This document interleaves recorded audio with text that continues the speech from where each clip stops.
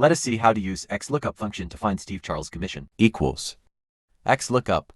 Select name, comma. Select name column, comma. Select commission column. And enter.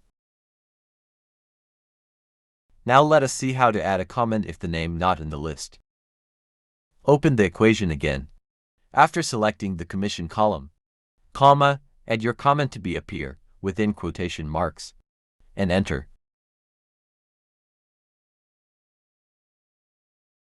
Now if you need both sales and commission amount, do it like this. XLOOKUP. Select name, comma. Select the names column, comma. Select the both sales and commission column, and enter.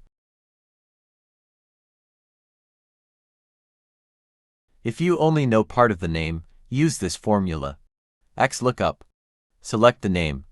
Type E and type multiple function within the quotation marks, comma. Select the names column, comma. Select the commission column or the column you want, comma, comma again, and type 2, then enter.